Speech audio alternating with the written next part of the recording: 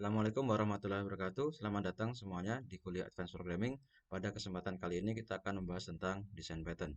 Oke, untuk slide sudah ada di scalet, teman-teman bisa mengaksesnya terlebih dahulu, kemudian bisa dibaca dulu dan kemudian saya rasa lebih baik juga membaca bukunya ya, Head First Design Pattern.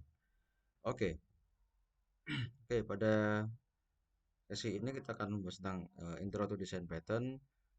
Oke, apa itu desain pattern, kemudian mengapa kita menggunakan desain pattern, elemen, pro kontra dan seterusnya. Kemudian kita juga akan membahas tentang populer desain pattern. Oke, kita intro dulu desain pattern. Nah, ini adalah sebuah problem di software development yang biasa kita temui sehari-hari ya.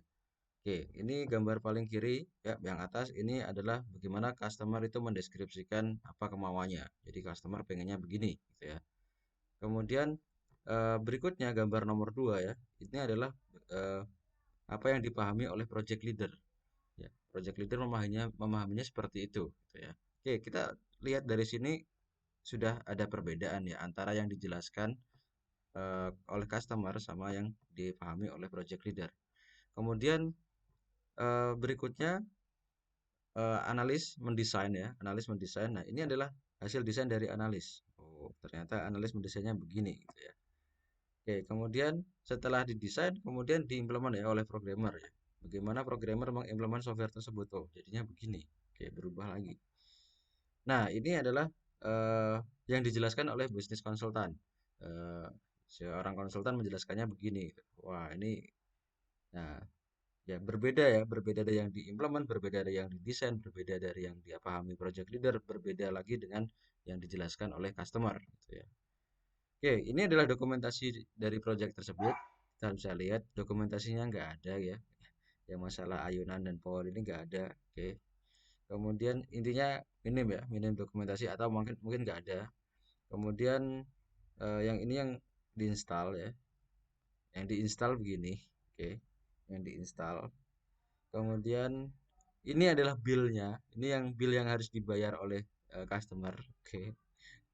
Kemudian supportnya begini, nggak ada supportnya, jadi ya tidak ada support. Kemudian sebenarnya yang dipingin oleh customer itu cuma ini gitu ya, cuma ayunan dari ban gitu ya, bukan ayunan yang seperti ini. Jadi ini adalah problem ya, di mana masing-masing orang di masing-masing role itu memiliki persepsi yang berbeda-beda. Bahkan customer antara yang dia inginkan dengan yang benar-benar dia butuhkan itu berbeda gitu ya. Jadi butuhnya A tapi yang diinginkan B itu sudah berbeda. Nah, nanti masuk ke tim leader berbeda lagi, masuk ke analis berbeda lagi, yang kemudian yang diimplement programmer beda lagi dan seterusnya. Jadi intinya problem seperti ini. Kemudian apa itu design pattern? Oke, design pattern adalah pair dari problem dan solution. Jadi sebuah tabel yang terdiri dari problem dan solution. Oke, ya intinya adalah sebuah pair antara problem dan solution yang sering terjadi ya, yang sering kita temui di dalam software design. Jadi intinya adalah sebuah pattern ya atau sesuatu yang berulang, repeatable, solusi yang repeatable yang biasa kita gunakan untuk solve problem-problem yang sering muncul di dalam desain software. Oke, kemudian manfaatnya desain pattern itu bisa speed up proses development, jadi bisa meningkatkan kecepatan proses development ya dengan menggunakan ini tested proven development paradigm. Jadi ya tested proven development paradigm. Oke, ya menggunakan desain pattern itu kita bisa membantu ya, membantu untuk menyelesaikan isu-isu yang subtle. Subtle itu yang halus, yang kira-kira kita sebenarnya tidak sadar akan hal itu, tetapi bisa menimbulkan major problem. Dan itu biasanya juga masalah dengan code readability. Ya, kadangkala kita punya code yang code readability-nya itu rendah, artinya susah dipahami gitu.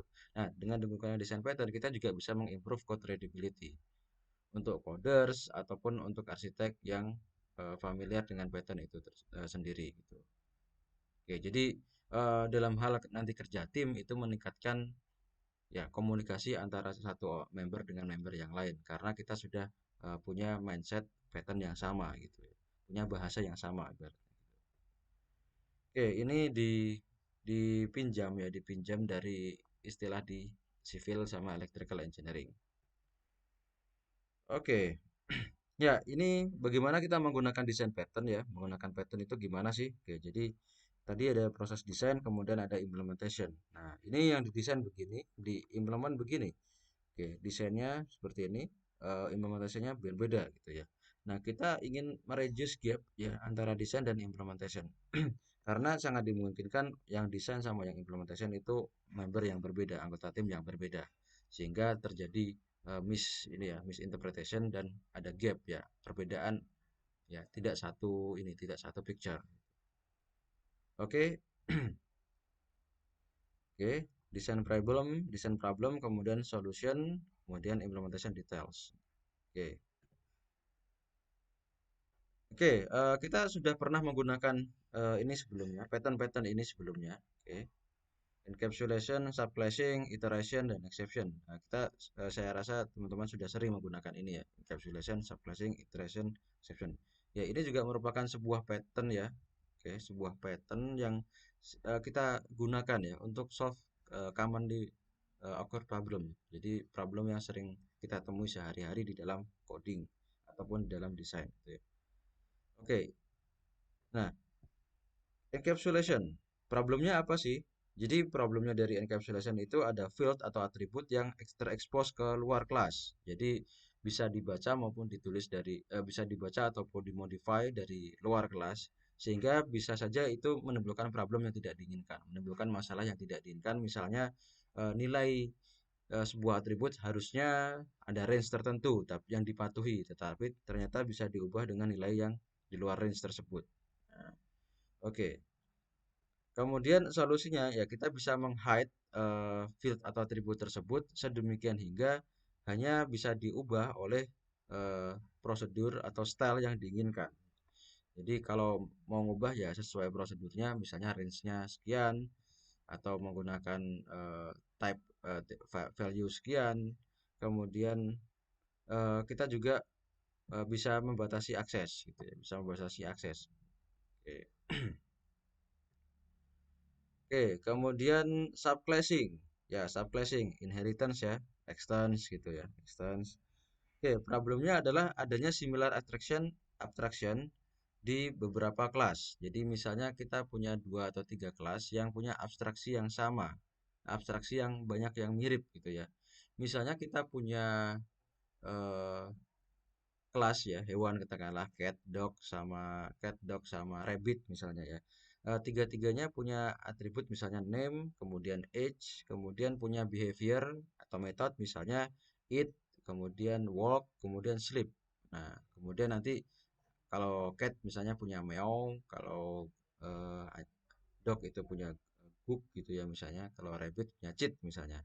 Nah ternyata dari ketiga ini banyak kesamaan. Nah kita bisa buat parent class atau super class ya kita bisa super class kemudian di extend oleh ketiga kelas ini misalnya kita bikin kelas di atasnya misalnya mammals atau animals gitu ya ya kemudian tiga metode sama dua field yang sama tadi kita bawa ke parent class atau ke super class kemudian yang di subclass yang di kelas cat dog sama rabbit tinggal yang metode yang berbeda saja.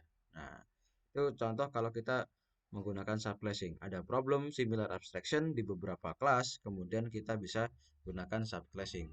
Jadi yang sama itu di push atau dibawa ke superclass. Jadi yang subclass tinggal yang berbeda aja. Field maupun method ya yang berbeda saja. Nah, oke.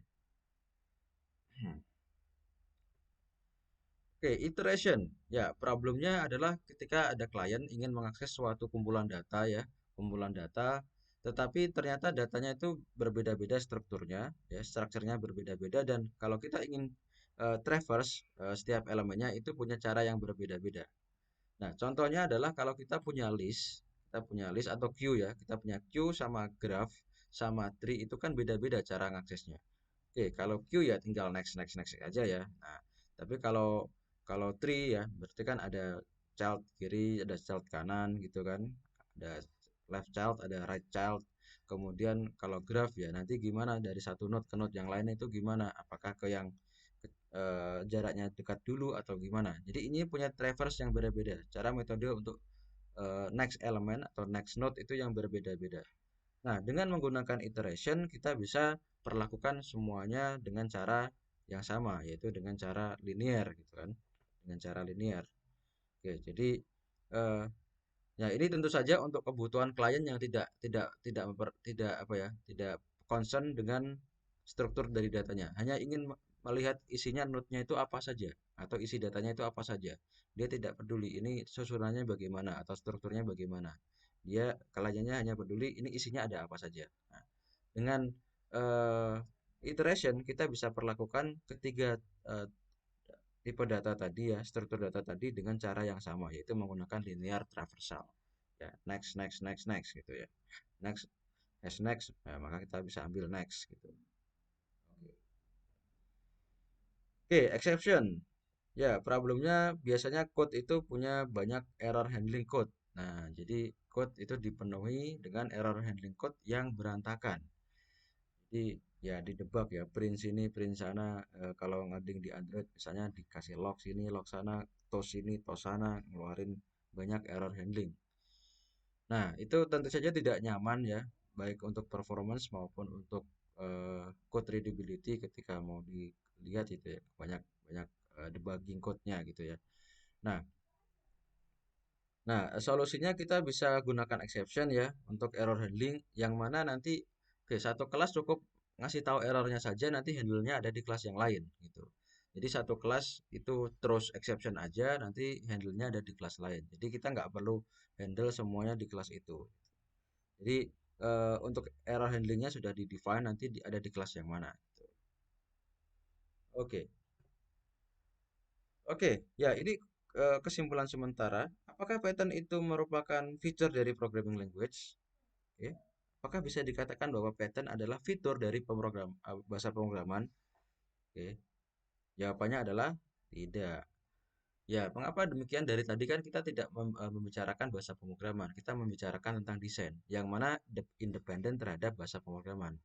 Artinya pattern yang kita gunakan tadi itu bisa di-apply ke Java, bisa ke Python, bisa ke C Sharp, dan pemrograman yang lain. Nah, jadi desain pattern atau pattern itu bukan merupakan feature dari bahasa pemrograman. Justru bahasa pemrograman yang di move ke desain ke desain pattern. Jadi justru bahasa pemrograman lah yang ditambahkan fitur-fitur yang mendukung pattern gitu. Ya, misalnya kalau di Java gitu ya ada singleton, kemudian ada factory dan seterusnya. Nah, itu yang fitur-fitur yang ditambahkan untuk mendukung implementasi dari desain pattern di dalam bahasa programan Java itu sendiri. Oke, ya jadi banyak pattern yang sudah diimplement di bahasa programan. Tapi saya jelaskan lagi bahwa pattern independen terhadap bahasa programan. Jadi pattern adalah sebuah desain, sedangkan bahasa programan adalah apa ya, sebuah tools ya, tools untuk implementasi implementasi sebuah code, sebuah requirement. Oke, jadi ini kaitan antara desain pattern dan desain prinsipal sama desain good design ya. Jadi begini kira-kira. Eh dalam membuat software kita perlu memenuhi desain prinsipal. Jadi kita dalam mendesain sebuah software kita perlu untuk memperhatikan desain prinsipal. Oke. Nah, desain prinsipal itu apa? Oke. Nah, di antaranya ini program to in interface not an implementation. Jadi kalau bikin itu interface dulu dengan implementasi detail dulu. Kemudian ada high cohesion, keterkaitan yang erat antara komponen di dalam kelas. Jadi antara satu behavior dengan behavior yang lain itu ada ikatan yang kuat, gitu ya, high cohesion. Kemudian ada low coupling. Jadi kalau kita mengagregat kelas ya, satu kelas mengagregat kelas yang lain ya. Jadi kan biasanya kita punya atribut yang type-nya kelas lain. Nah, itu low coupling. Sebisa mungkin low coupling. Tidak saling dependen gitu. Kemudian open close ya. Ini prinsip dari open close. Jadi sebuah kelas itu open for extension but closed for modification. Jadi kalau kita sudah membuat kelas itu seharusnya ini kelas ini bisa di-extend, artinya kita bisa ya bisa di-extend, di subclassing, kemudian ditambahkan behavior maupun atribut, tapi close for modification, nggak bisa dimodif lagi. Ya bukan nggak bisa, jangan dimodif lagi. Ya agar ya kelas itu jadi ya sudah gitu ya. Kalau mau bikin varian apa, bukan varian ya, bukan bikin kelas lain yang punya atribut dan behavior yang sama dan ditambahkan sesuatu yaitu di extend saja gitu ya. Jadi open for extension, close for modification. Separation of concern. Oke. Ya. Jadi dipisah. Oke, kalau misalnya apa namanya? Concernnya A ya jadi satu bagian, concernnya B jadi satu bagian. Oke, dan banyak lagi desain prinsipal yang nanti akan kita bahas di kuliah ini. Nah, desain prinsipal ada sebuah prinsip yang harus kita patuhi ketika kita mendesain sebuah software. Nah, untuk memenuhi desain prinsipal itu kita gunakan solusi yang merupakan desain pattern. Jadi solusinya adalah desain pattern. Nah, desain pattern biasanya suatu desain pattern biasanya kita gunakan untuk mengachieve atau memenuhi satu desain prinsipal tertentu. Ya, satu atau dua atau lebih desain prinsipal. Nah, desain pattern itu juga banyak ya, ada singleton, ada abstract factory, ada DAO, strategi, dekorator, dan seterusnya. Oke. Nah, dengan menggunakan solusi itu, nanti harapannya kita bisa mengachieve good design. Jadi, software yang kita desain itu bisa mengachieve good design aspek. Di antaranya adalah maintainability, ya dimaintainnya dengan bisa dimaintain dengan mudah, extensibility ya, di extend ya kalau mau ditambah-tambah dan seterusnya itu enak gitu ya. Scalability kalau mau di scale, scope-nya mau diperbesar dan seterusnya. Testability kalau mau dicek, mau di testing. Reusability. Nah, kalau kita mau gunakan resource-nya, kelas-kelasnya kalau kita mau reuse lagi. Nah, itulah eh, kaitan antara desain principle, desain pattern adalah good design. Desain principle ini adalah basic principle yang harus kita penuhi. Desain pattern ini sebuah solusi ya, solusi untuk mengachieve desain principle. Nah, good design itu adalah goal dari sisi aspek nanti maintainability, extensibility dan seterusnya.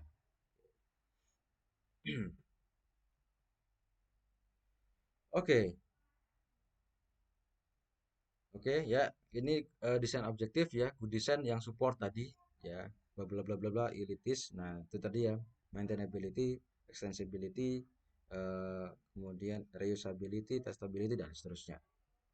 Dan itu semuanya adalah non-functional requirement ya. Readability and maintainability, extensibility, scalability, testability, reusability. Oke, mengapa menggunakan desain pattern? Ya ini tadi kita punya problem, kemudian kita punya kondisi sekarang yang masih belum memenuhi suatu desain prinsipal. Nah, dan kita ingin apa namanya mengachieve suatu desain prinsipal ya dengan menggunakan desain pattern solution tadi. Ya katakanlah kita punya spaghetti yang raw gitu ya. Ini kan tidak bisa dinikmati ya. Ini tidak bisa dinikmati. Ini ilustrasi ya. Ini kita punya spaghetti yang raw tidak bisa dinikmati. Nah, kemudian kita ingin membuat spaghetti yang enak ya dari yang raw ini tadi. Ya tentunya dengan sebuah teknik ya ditambahkan dengan sayuran, dengan bumbu, dengan ingredient, dengan macam-macam, kemudian di apa namanya diolah, ditumis misalnya ya dengan teknik tertentu sehingga bisa menghasilkan makanan yang enak. Nah, makanan yang enak yang bisa dinikmati sehingga customer puas misalnya begitu. Karena makanannya enak gitu. Oke, elemen dari desain pattern. Oke, name ya nama desain patternnya itu namanya apa? Kayak tadi ya misalnya ada singleton, ada observer, ada strategi. Nah, itu nama desain pattern ya. Yang mendeskripsikan patternnya ya, describe the pattern, create, jadi ditambahkan untuk meningkatkan komunikasi. Nama berikutnya adalah problem, problem yang ingin di solve ya, problem yang ingin di solve dari desain pattern itu. Dia deskripsi kapan kita mau menggunakan pattern tersebut, ya intinya itu ingin solve apa, ingin solve problem apa gitu.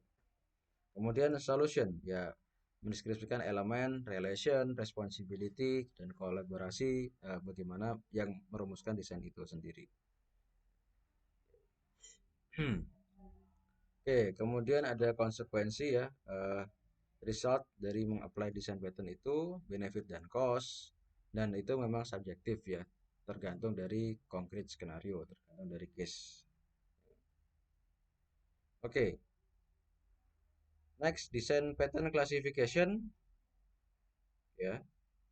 Next design pattern classification bisa diklasifikasikan dalam tiga klasifikasi ini, creational, structural, dan behavioral. Oke, untuk di kelas ini mungkin kita akan belajarnya dari behavioral dulu, kemudian nanti kita masuk ke structural, setelah itu creational. Oke, ya kita start dari behavioral, kemudian nanti structural, kemudian creational. Oke, pro dari desain pattern, ya meningkatkan konsistensi, ya untuk solve similar problem. Jadi kita karena sudah punya commonly pattern ya, pair dari problem dan solution, sehingga kita bisa punya konsistensi yang lebih bagus ya antara satu anggota dengan anggota yang lain di dalam tim, gitu ya. Karena ketika punya problem A, ya solusinya solusi A, problemnya B, solusinya solusi B. Nah, itu sudah ada common patternnya.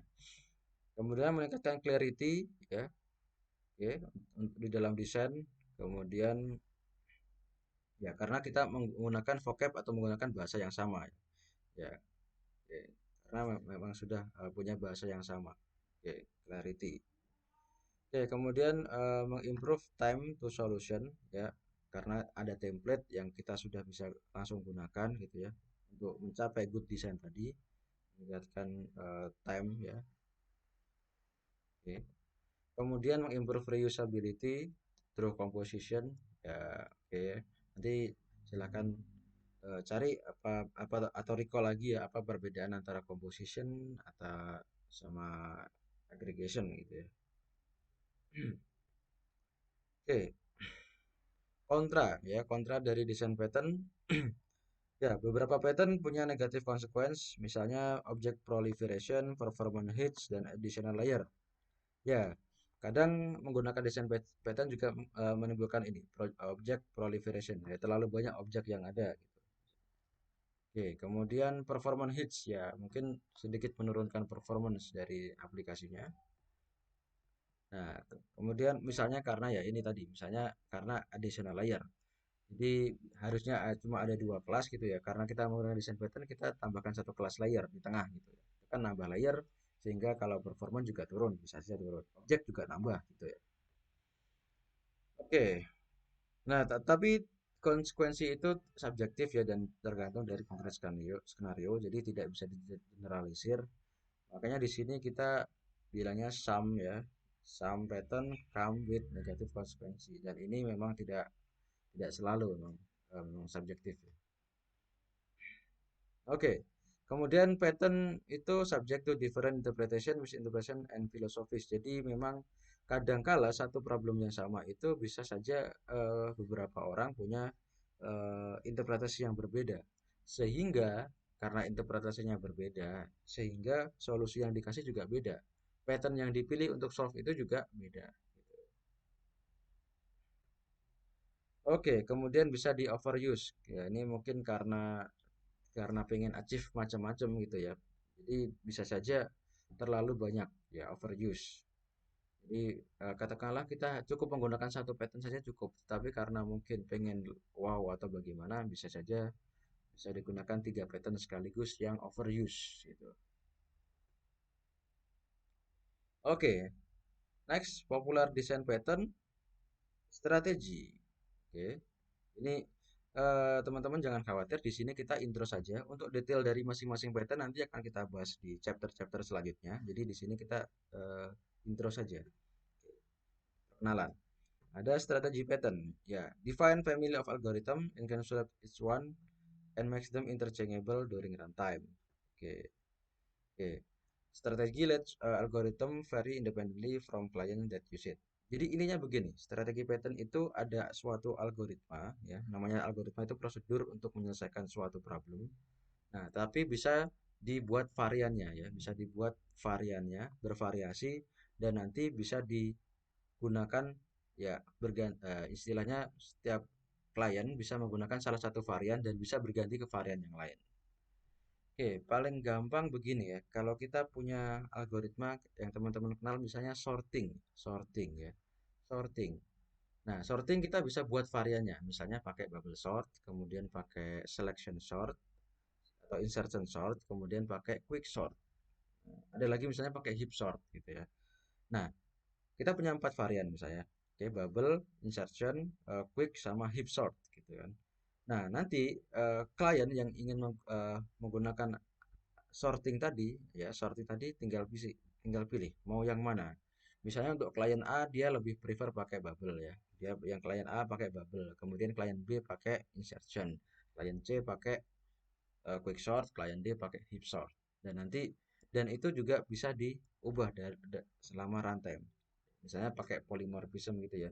Ketika objeknya adalah bertipe kelas A, maka dia sortnya adalah sort bubble sort. Ketika objek itu tadi polymorphism lagi berubah jadi kelas C, ya jadi quick sort. Ketika jadi objek kelas D, jadi heap sort, dan seterusnya. Oke, nah kalau digambarkan kelas diagramnya begini ya. Oke, teman pastinya sudah tahu ini aggregation ya, aggregation. Kemudian yang ini extend ya, extend. Oke, jadi di sini ranah klien gitu ya, atau konteks gitu. Nah, di sini nah ada interface strategi ya, ini algoritma interface, kemudian ini adalah implementasi masing-masing eh, algoritma tadi, masing-masing varian dari algoritma tadi. Karena di sini algoritmanya adalah sort gitu ya. Ini metodenya adalah sort. Nah, untuk kelas quick sort ya, sortnya ya untuk kelas bubble sort ya. Jadi sortnya ya dengan bubble sort jadi tukar-tukar dan seterusnya. Terus untuk eh, quick sort ya nanti sortnya ya pakai quick sort. Nah pakai itu tuh apa namanya tuh yang eh, satu nilai yang ditaruh di tengah nanti kiri di sort dan di sort dan seterusnya. Nah kalau pakai heap sort ya nanti implementasi sortnya ya pakai menggunakan ininya heap sort. Caranya heap sort gitu. Nah kemudian di sini oleh si klien tadi dijadikan field ya dijadikan field atau dijadikan atribut. Jadi sebenarnya ini kan kalau kita lihat behavior kan algoritma kan behavior. Nah, tapi di sini dijadikan apa namanya? Attributes. Jadi dia memiliki attributes yang yang berupa behavior ya, yang berupa behavior tadi. Ya, mengapa demikian? Nah, nanti kita akan bahas di pertemuan selanjutnya. Ya, kita lihat pokoknya ada sebuah algoritma ini bisa divariasikan beberapa. Di sini interface, di sini adalah concrete class yang implement interface tersebut. Oke.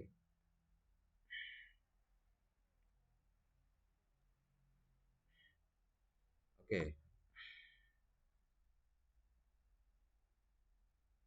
Oke, strategi pattern pro-nya provide encapsulation, hide implementation, kemudian allow behavior change at runtime. Jadi, oke, tadi objek dari strategi yang di sini nih ya, objek dari strategi ya, ini objek dari strategi bisa polymorphism ke strategi A, B atau C kan? Ya, jadi bisa berubah-berubah di saat runtime.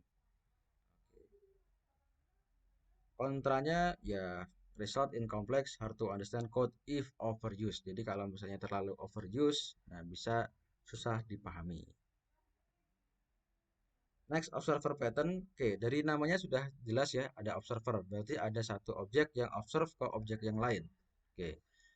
Oke, ini pengertiannya defines one to many dependency between object. Ya.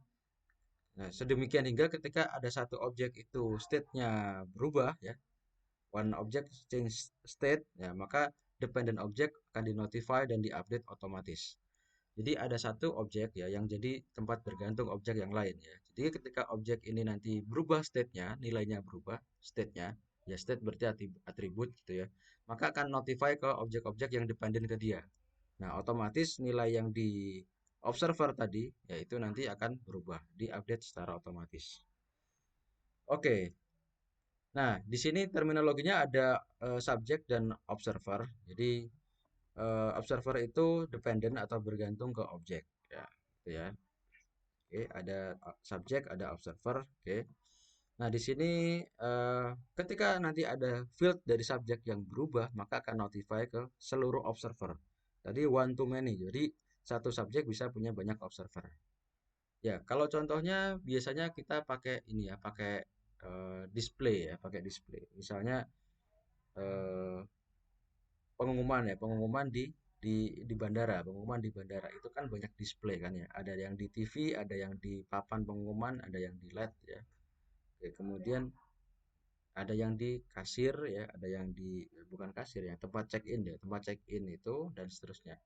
Nah, itu kan semuanya subscribe ya, semuanya subscribe atau dependen ke satu informasi yang sama.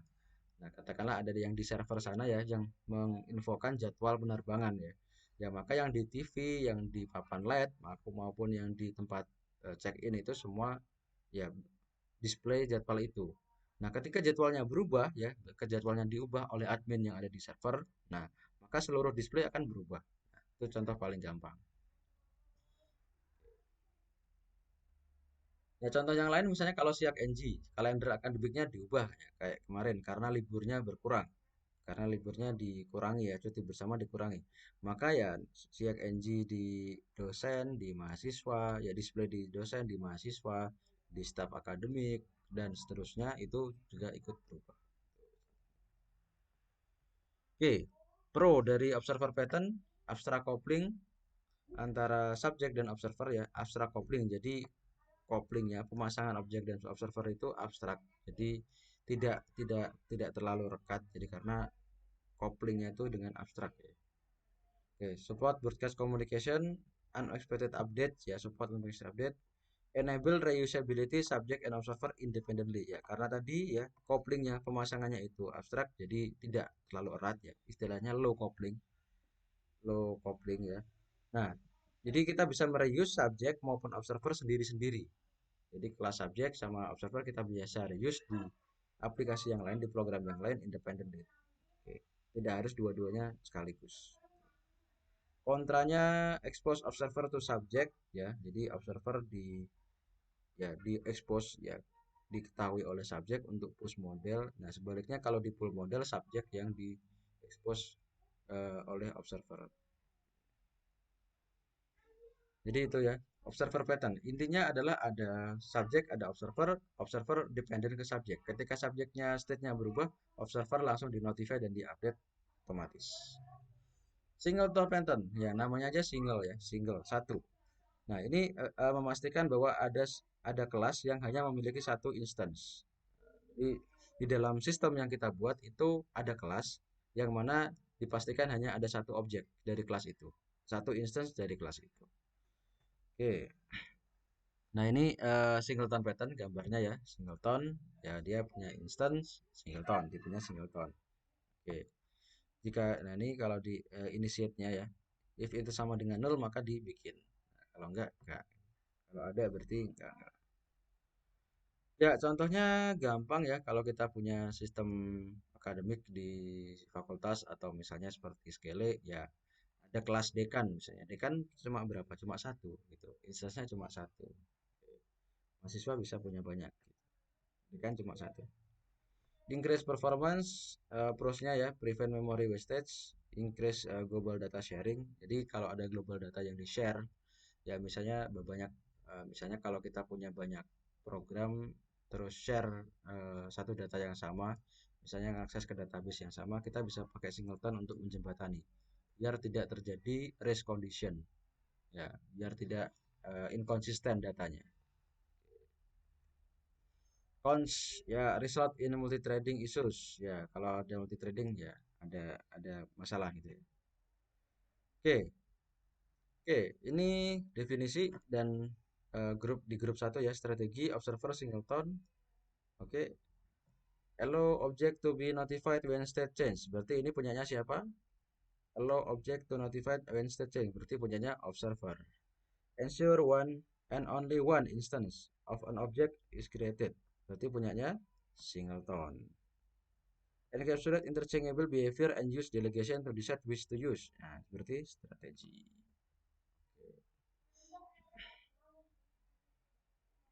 Oke, next. Next, dekorator pattern. Nah, dekorator pattern. Attach additional responsibility to object dynamically. Okay. Decorates provide and flexible alternative to subclassing for extended functionality. Intinya dekorator pattern itu suatu objek bisa mendecorate objek lain. Nah, bisa mendecorate itu maksudnya bisa mau wrap ya. Ya, implementasinya ada nanti di diagramnya itu wrap. Jadi satu objek dekorator itu bisa wrap objek lain. Ya, yang di wrap ini yang dibungkus ini bisa dekorator lain ataupun komponen, basic komponen. Contohnya kalau kita punya hadiah ya, kita punya hadiah, ini ada hadiah, kemudian kita bisa wrap, bisa bungkus dengan satu kotak kecil, dibungkus lagi pakai kotak yang sedang, dibungkus lagi pakai kotak yang besar. Jadi satu main objek atau main gift tadi ya, hadiah tadi dibungkus pakai kotak kecil, kotak sedang, kotak besar. Nah, ibaratnya itu seperti itu. Yang gift-nya tadi, yang inti barangnya tadi disebut sebagai basic komponen, ya atau komponen aja. Kalau kardusnya disebut sebagai dekorator. Nah, ini ya, komponen ada konkret komponen, ada dekorator. Dekorator dia bisa mau wrap objek lain. Nah, dia bisa wrap objek, bisa bungkus objek lain. Nah, objek yang dibungkus oleh dekorator ya bisa dekorator juga, bisa basic komponen, bisa konkret komponen. Oke, jadi misalnya dekorator A bungkus lagi dekorator B, bungkus bungkus lagi dekorator C, baru dekorator C bungkus komplit konkret komponen. Itu bisa. Nah, kemudian konkret komponen bisa sorry. Kemudian dekorator juga bisa meng-wrap konkret komponen langsung. Jadi nggak nge-wrap dekorator lain. Ya. Jadi intinya dekorator itu bisa meng-wrap objek lain yang di-wrap itu bisa dekorator juga bisa langsung konkret komponen. Nah, dengan cara wrap itu sendiri maka ada konsekuensinya. Nah, maka itu nanti akan extends ya attach additional responsibility. Jadi dekorator ya pasti mengextend responsibility sorry menambahkan responsibility dari yang di wrap. Nah, kemudian juga ya ini bisa juga extend functionality. Misalnya begini, kalau kita beli hadiah aja itu harganya 1.000. Tapi kalau hadiah dibungkus dengan kotak kecil 1.500. Dibungkus lagi dengan kotak sedang tambah 500 lagi. Dibungkus dengan kotak besar tambah 1.000. Nah, jadi kan kita bisa menambahkan harga ketika kita membuat susunan objek tadi. Nah, extend functionality atau behavior dari harga gitu, dari harga barang gitu. Nah, itu contohnya tadi masalah aspek extending functionality dari dekorator pattern. Oke. Ya, objek bisa dekorator wrap objek lain, yang di wrap bisa dekorator juga bisa konkret komponen dan nanti mengextend functionality. Contohnya tadi harga. Oke, pro-nya extend class functionality at runtime ya, building flexible system betul. Jadi kita bisa lebih fleksibel kan. Oke. Kemudian eh ya bekerja bagus. Oke. Ketika kita punya abstract component type gitu ya. Kontranya kadang ini ya, problem jika misalnya code-nya itu tergantung pada concrete components type. Nah, oke. Oke, nah kalau dilihat di gambarnya tadi, teman-teman bisa lihat ini tipenya komponen, komponen ya, yang di wrap itu komponen. Nah, komponen itu ya ini tadi kan komponen di extend oleh concrete komponen, di extend oleh dekorator. Jadi yang di wrap di sini bisa dekorator juga, bisa concrete komponen. Oke, next proxy pattern. Provide a surrogate to placeholder for another object to control access to it. Ya, intinya itu perantara. Ya, perantara ketika kita ingin mengakses objek lain. Ya, sama seperti kalau kita internet di kampus gitu ya, ada proxy ya untuk jembatan dari kita ke dunia luar. Nah, ada proxy. Kan ada proxy servernya gitu ya. Oke. Oke, kemudian ini gambarnya ya. Jadi klien ketika ingin mengakses real subject ya. Nah, itu tidak langsung mengakses ke real subject tapi dibuatkan proxy. Jadi klien ketika ingin memanggil request di dalam subjek itu, nah itu nggak langsung ke real subject tapi dilewatkan proxy. Nah, jadi proxy nanti yang menjembatani antara klien ke real subject dengan cara memanggilkan. Nah, klien manggilnya request aja gitu ya. Oke. Nah, nanti request ini nanti akan dihandle oleh proxy, proxy yang manggilkan ke real subject dot request gitu ya. Ya, intinya ketika ingin mengakses sesuatu itu nggak langsung dibuat proxy perantaranya gitu. Ya, contohnya ketika kita bikin program mengakses web service gitu ya, atau mengakses URL ya, mengakses URL. Ketika mengakses URL, maka sama proxy itu nanti dicek dulu, apakah masuk dalam blacklist atau tidak. Nah, kalau masuk dalam blacklist berarti nggak boleh ngakses. Ya, return ini exception misalnya atau pesan, Anda nggak boleh ngakses karena itu dalam blacklist. Kalau yang diakses URL-nya tidak dalam blacklist, maka diteruskan diakses nanti diakseskan oleh proxy, nanti dari proxy di forward ke klien. Oke, nah itu proxy pattern.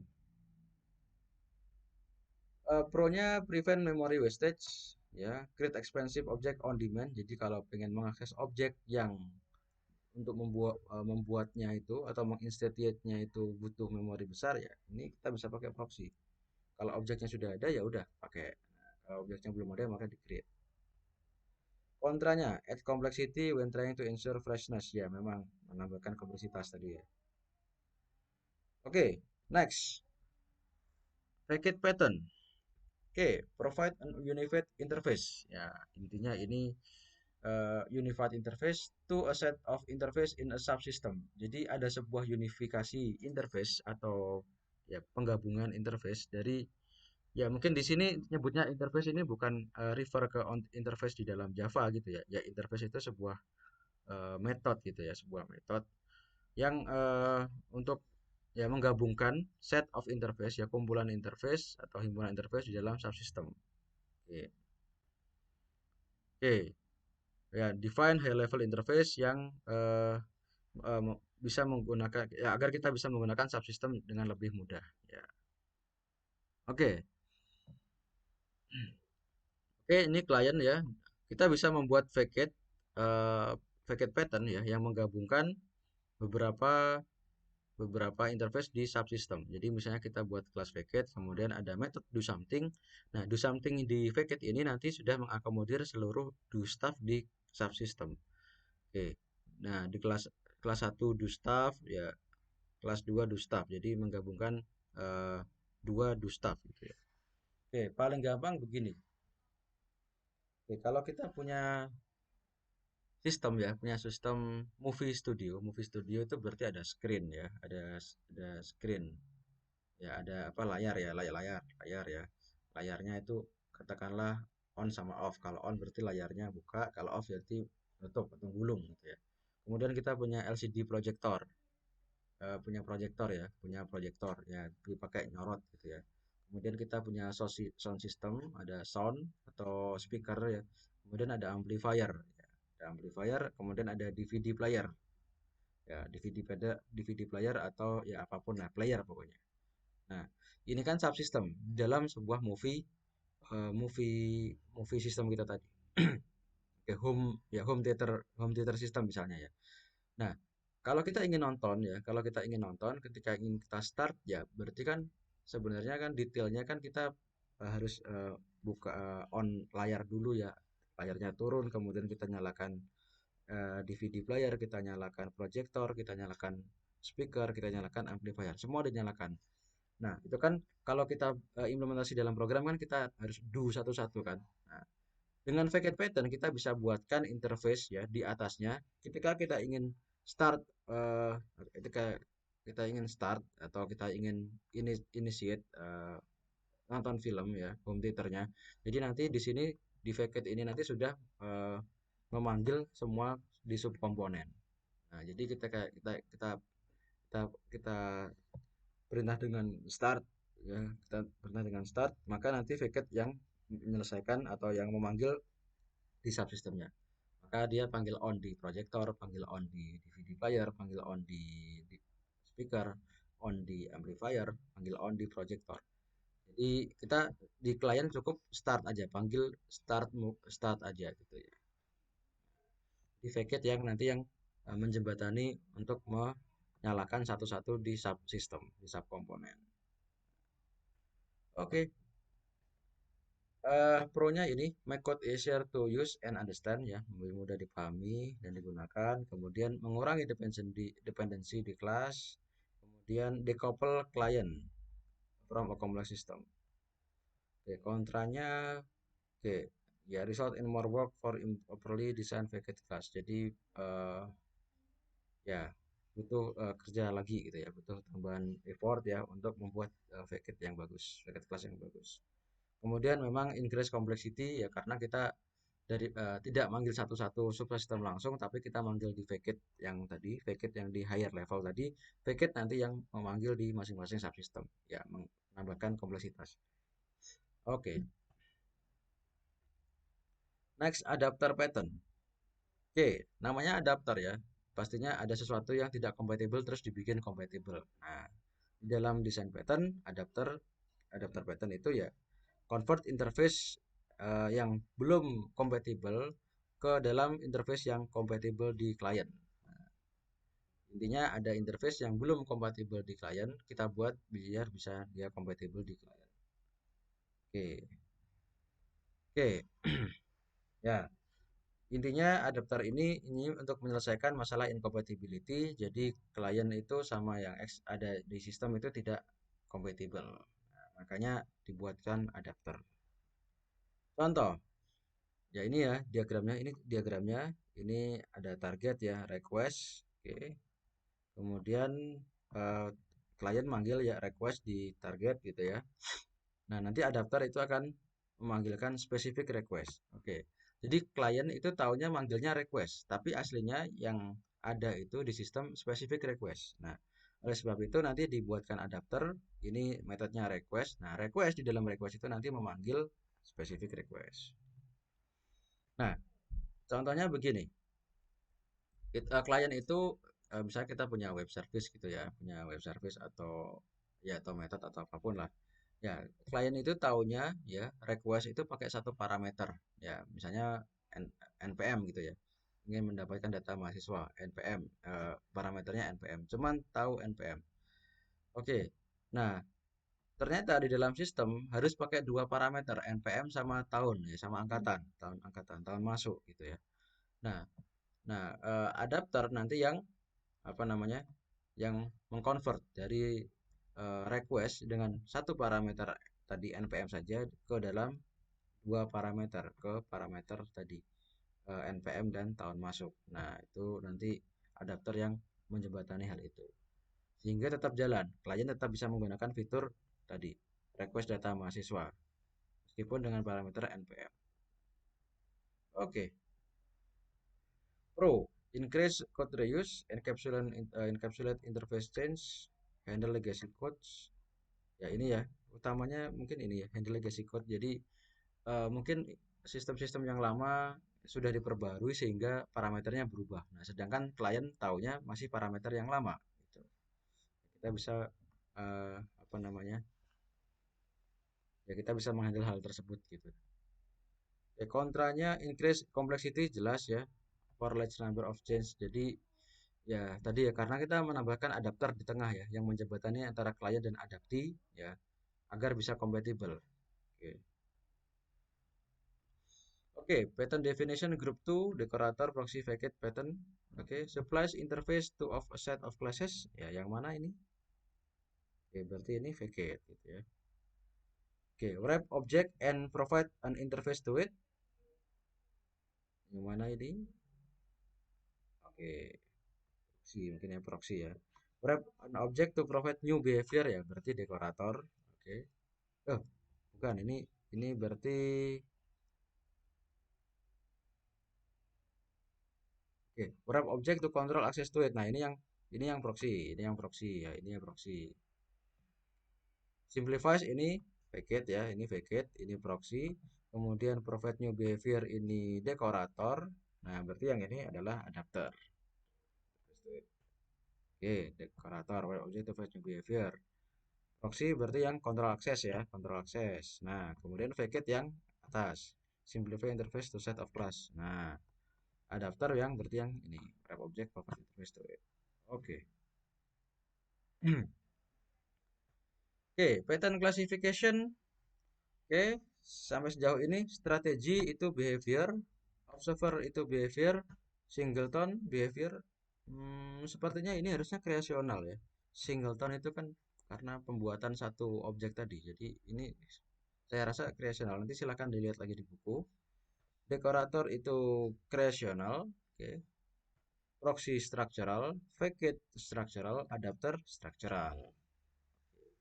Singleton ini harusnya kreasional ini. Saya rasa ya. Nanti silahkan dilihat di buku lagi. Oke, conclusion. Ya, kesimpulan. Oke, identify aspect of your application that vary and separated from what stays same. Ya, ini intinya beberapa design principle yang akan kita temui ya. Spirit what varies from what stays the same. Jadi yang bervariasi itu di spirit dari yang the same, dari yang sama gitu ya. Jadi kalau kita punya tiga kelas, kemudian kita cari mana sih yang berbeda, terus yang sama itu juga yang sama yang berbeda itu dipisah. Oke, program to interface not implementation. Jadi kalau kita mau bikin program ya interface dulu. Jadi implementasinya belakangan. Jadi define dulu interface-interface-nya. Favor composition over inheritance ya. Instead menggunakan inheritance extends ya, lebih disarankan untuk menggunakan composition atau SE. Kalau inheritance itu kan is a. Kalau composition SE. Strive for loosely coupled design between object that interact ya. Loosely coupled. Jadi couplingnya pemasangannya itu loose. Intinya nggak rekat ya, renggang gitu ya.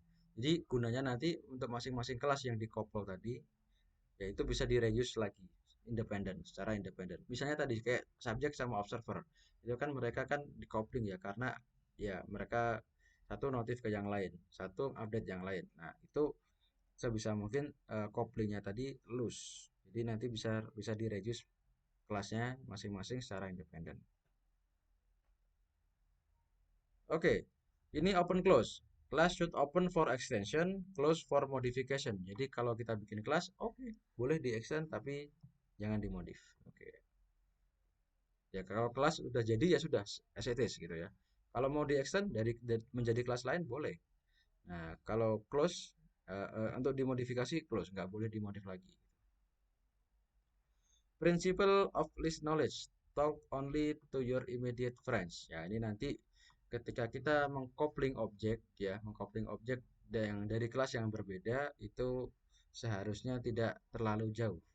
Nah, tidak terlalu jauh itu bagaimana? Ya, jadi kalau kita manggil A dot B dot C dot sum method itu kan banyak dotnya. Nah, itu jauh. Nah, seharusnya sedikit aja. A dot apa namanya sum method atau B dot sum method aja. Nah, nanti gimana cara memenuhi prinsip ini? Ada nanti.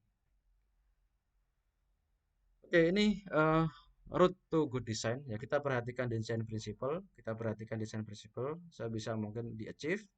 Kemudian kita dalam achieve design principle ini nanti kita bisa gunakan design pattern sebagai solusi dari problem yang usually occur. Kemudian dengan demikian kita bisa achieve good design aspek ya, mencapai maintainability, extensibility, scalability, testability, reusability. Oke, next. Oke, silahkan ini ya. Kalau mau nanti silahkan dibaca sendiri overview design pattern. Oke, ini ada di YouTube. Kemudian ini juga di YouTube playlist of FDP book explanation. At first design pattern book. Oke, oke saya rasa sudah cukup untuk hari ini. Nanti teman-teman bisa belajar lagi sendiri membaca-baca ya, apa itu pattern, kapan digunakan, contoh case-nya dan seterusnya. Oke, ini nanti silahkan diakses, ditonton ya. Oke. Kemudian baca buku Head First Design Pattern. Nah, itu sangat membantu karena bukunya enak dibaca karena rasanya seperti membaca komik dibandingkan membaca buku. Oke, untuk eh, sesi ini saya cukupkan sekian saja. Terima kasih teman-teman atas perhatiannya. Oke, oke. Jangan lupa untuk mengisi forum diskusi di Skele ya, aktif sebaik mungkin di Skele karena itu merupakan salah satu ini juga salah satu penilaian kami terhadap mahasiswa. Oke. dan itu juga membantu teman-teman belajar memahami yang disampaikan. Oke, selamat pagi. Assalamualaikum warahmatullahi wabarakatuh.